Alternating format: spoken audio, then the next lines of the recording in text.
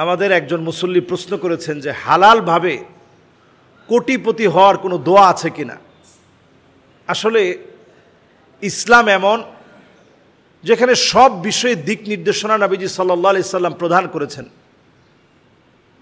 আহাল্লাল্লাহুল বাইআ ওয়া হাররামার রিবা, ব্যবসাকে আল্লাহ রাব্বুল আলামিন হালাল করেছেন।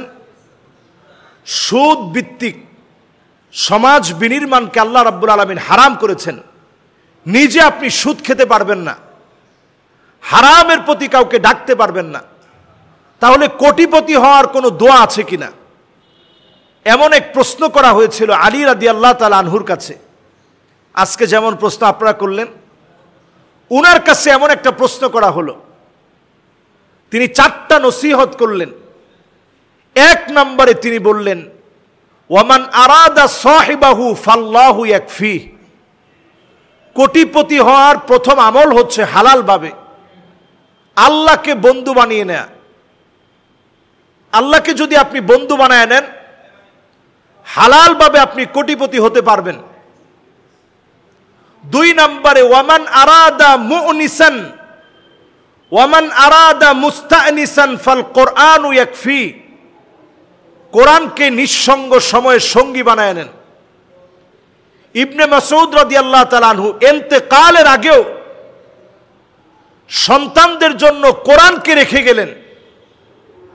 হাদিসের ভিতরে আসছে, আল কোরআনু গিনান লা ফাকরা বাদাহু ওয়ালা গিনান দুনাহু। এই কোরআন হচ্ছে ধনী, এই কোরআনের কাছে যারা আসবে তারা ধনী হবে। এই কোরআন মানুষকে ধনী বানানোর জন্য এসেছে। এই কোরআন নিজে ধনী বানানোর জন্য আসছে। আপনি এই কোরআন পড়েন, আল্লাহ আপনাকে ধনী বানাবেন। 3 নম্বর নসিহা, ওয়ামান আরাদা গিনান ফাল কিনাআতু তাকফি। অল্পে আপনি তুষ্ট হন। 1000 কোটি টাকা যার আছে, এমন কত হাজার কোটি টাকার মালিক আছে যার সম্পদ আছে ঠিক, মানসিক প্রশান্তি নেই।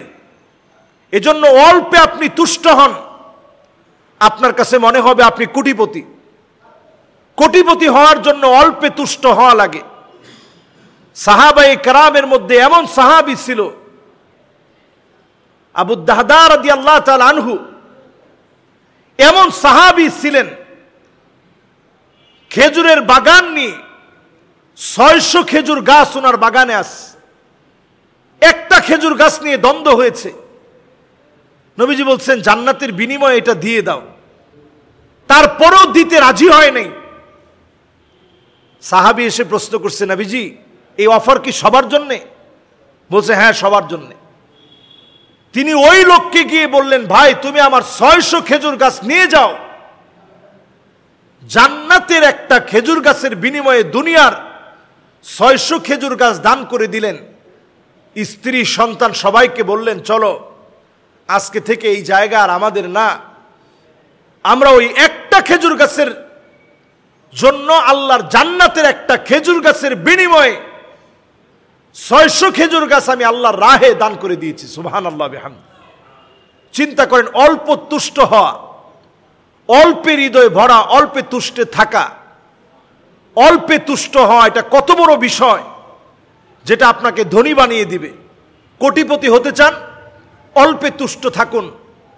মুসিবতের সময় আল্লাহকে ডাকুন, বিপদের সময় দান করেন, দেখবেন আল্লাহ রাব্বুল আলামিন আপনাকে কোটিপতি বানাবেন। অল্পে আল্লাহ তাআলা বরকত দান করবেন।